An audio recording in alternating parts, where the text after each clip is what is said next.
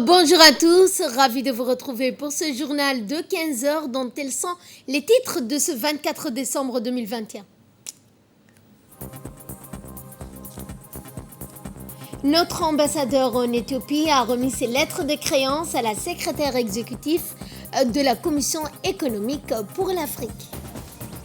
En nouvelles du monde, des records de contamination en Europe, Omicron, le virus lié au Covid-19, progresse à grande vitesse. Bonjour et merci de nous accueillir chez vous. Notre ambassadeur auprès de la République fédérale démocratique d'Éthiopie, M. Abdi Mahmoud Heibe, a présenté ses lettres de créance mercredi à la secrétaire exécutive de la Commission économique pour l'Afrique en sa qualité de nouveau représentant permanent de la République de Djibouti auprès de la Commission économique pour l'Afrique. Ainsi, la secrétaire exécutive de cette Commission économique pour l'Afrique a pour sa part souhaité la bienvenue à notre ambassadeur et a félicité le rôle important de la République de Djibouti auprès de cette institution. Retour à Djibouti, le président de l'autorité des ports et des zones franches, Aboubakar Omar Hadi, a reçu aujourd'hui au parc industriel de Demerjoug M. Mohamed Sekiye Kayad, président du conseil d'administration du Fonds souverain de Djibouti. Accompagné du nouveau directeur du Fonds souverain de Djibouti, Slim Ferrani, de la directrice générale adjointe du Fonds souverain de Djibouti, Nem'a Omar, cette visite s'inscrit dans le cadre de prise de contact avec le nouveau directeur général et à l'occasion de passer en revue plusieurs stratégies dont notamment les membres exécutifs du Fonds souverain de Djibouti ont aussi visité la jetée pétrolière de Demerjoug.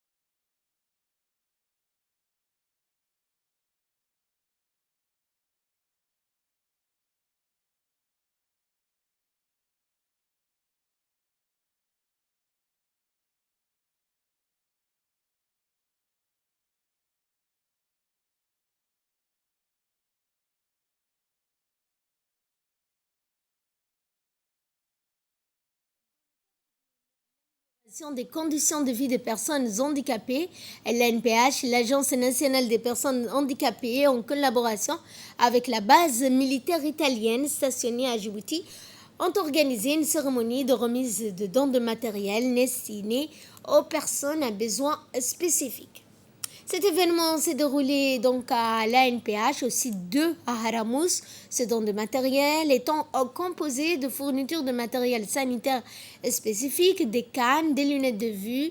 Le directeur général de l'Agence nationale des personnes handicapées, Douali Saïd Mahmoud, et le militaire italien assassiné à Djibouti ont paraphé une convention de partenariat. Cette convention met également en exergue la volonté de la base militaire italienne stationnée à Djibouti à fournir, à soutenir l'ANPH de manière technique dans toutes ses actions en faveur de la promotion, de la protection des droits des personnes handicapées. Dans le reste de l'actualité, le secrétaire d'État chargé des sports a fait un don de vélo professionnel à la Fédération djiboutienne de cyclisme.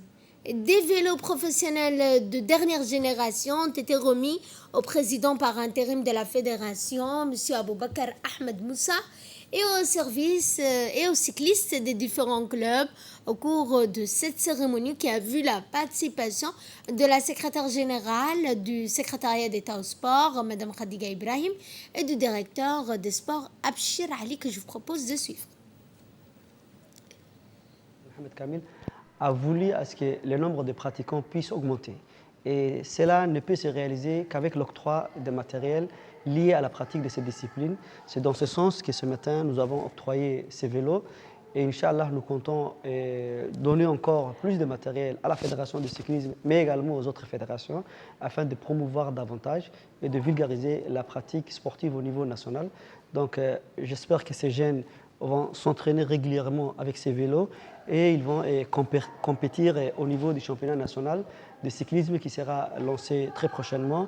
C'est vrai, le Covid-19 a fait en sorte que beaucoup des activités soient décalées de gauche à droite, mais alhamdoulilah, la situation ici en République de Djibouti est très stable et nous souhaitons, Inch'Allah, une année riche en compétition nationale et je ne peux que féliciter et encourager les responsables de la fédération qui sont des jeunes très dynamiques et qui veulent promouvoir davantage la pratique du cyclisme en République.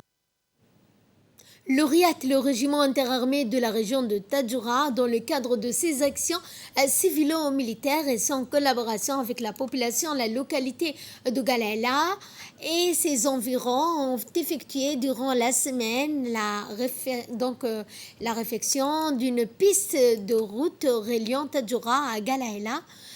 Eh bien, qui n'était plus accessible depuis depuis plusieurs temps, et ce à cause des dernières pluies qui se sont abattues dans ces secteurs. Cette initiative parrainée par le chef du corps RIAT, Ali Chahim Daoud, s'inscrit dans le cadre de l'amélioration des conditions de vie des populations de cette contrée, en leur permettant ainsi un accès direct, facile au chef-lieu. Un nouveau tronçon a été réalisé avec le concours et la compagnie du RIAT stationné dans cette zone, une action digne et louable d'une institution républicaine, saluée et encouragée par le chef d'état-major général des armées, le général Zakaria Cheribrahim. Et on reste toujours à Tadjoura dans le cadre de la volonté de la promotion de la bonne gouvernance de la redevabilité. Après Balho, les élus du conseil régional de Tadjoura ont présenté le bilan de leur mandat. Mercredi, au sein du conseil régional de Tadjoura, des projets réalisés sont en cours. Les projets en recherche de financement du mandat et le bilan financier ainsi que les perspectives ont été présenté avec transparence au président, par le président du conseil régional, Omar Hussein. A participé également la députée Ahadi de Berkale, une représentante du PNUD, le préfet adjoint Habib Djilani, les notables, les femmes leaders de la ville blanche, les représentants de cette localité. Beaucoup d'échanges ont eu lieu entre la population et leurs représentants, dans des commentaires francs, vifs, remarqués, et des suggestions ont été notées de la part des participants. Direction Obok pour parler sport avec la seconde édition sportive annuelle intitulée Derby Nord. C'est dans une ambiance électrique que le complexe sportif de Hayou a abrité le lancement officiel aux journées consacrées au sport du 23 au 24 décembre. La cérémonie étant placée sous l'égide du secrétaire d'État chargé au sport, Hassan Mohamed Kamil. Accueilli par les autorités de la région Nord, dont le président du conseil régional de Tadjoura Dobok, le préfet de Tadjoura Dobok. C'est donc vers 16h30 que les officiels ont assisté au défilé des jeunes des deux régions sœurs, suivi de l'hymne national. Ensuite, les autorités ont donné le coup d'envoi de cette compétition. Les initiateurs de ce derby nord dont faisait partie M. Moussa Hassan Haïsama, président de la jeunesse d'Obok, quant au numéro 1 de la collectivité, a rappelé l'historique du derby nord. Il a également tenu à remercier en premier le secrétariat d'État chargé au sport, les autorités de Tadjoura, les deux sous-directions de l'ONARS et de l'OIM. Le président a particulièrement remercié le préfet d'Obok, M. Abdelmalik Mohamed Boneta, pour sa participation exemplaire aux côtés du conseil régional.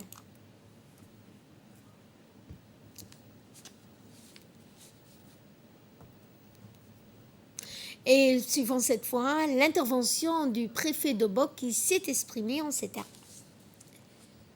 Une édition qui réunit les deux régions sœurs, Tadjoura et au BOC, on l'appelle le Derby du Nord. Donc je vais féliciter tous ceux qui ont de près ou de loin organisé et lancé ce tournoi cet après-midi. Donc la clôture, ce sera pour demain. Je voulais dire à toutes les équipes de garder le sens et l'esprit sportif de fair play. Et je voudrais encore remercier tous les organisateurs, notamment le président du conseil régional et le préfet de Bok.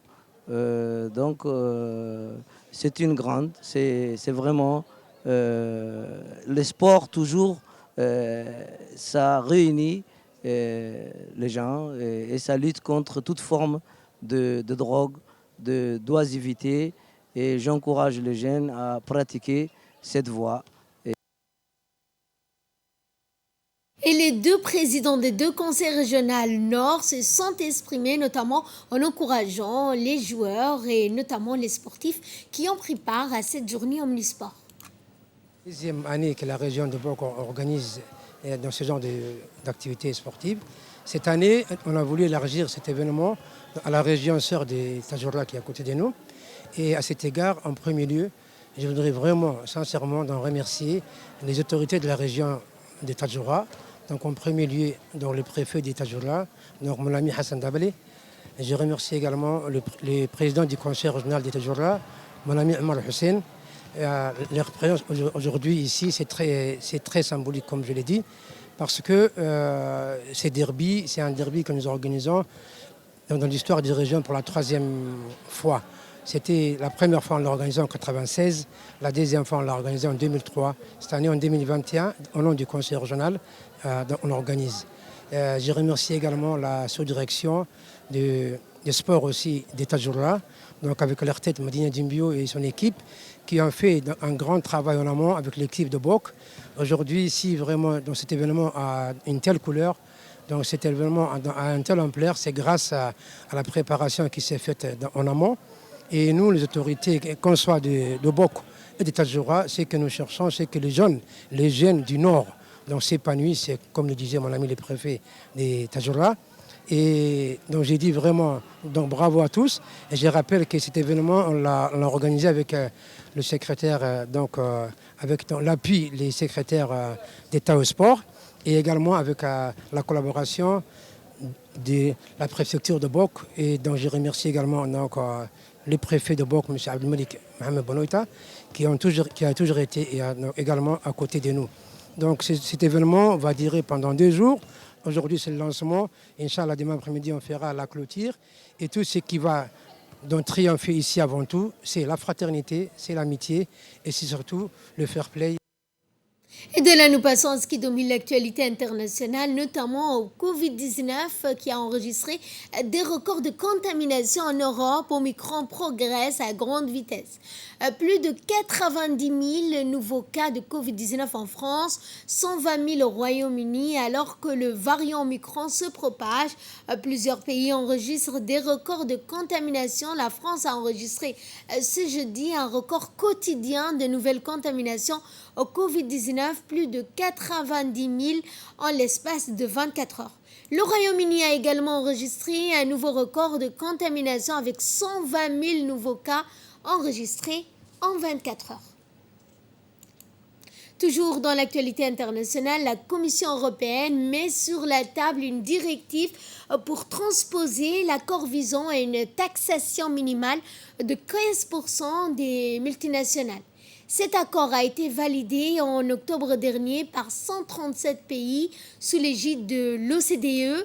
Sont concernés les grands groupes dont le chiffre d'affaires annuel dépasse les 750 millions d'euros et dont la société mère ou une filiale se trouve dans l'Union.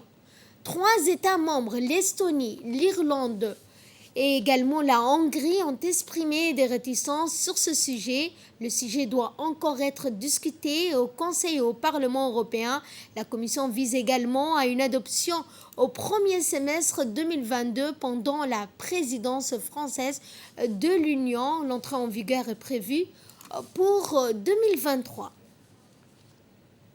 C'est sur ce point que ce journal touche à sa fin. Merci à vous de nous avoir suivis. Excellent après-midi à toutes et à tous.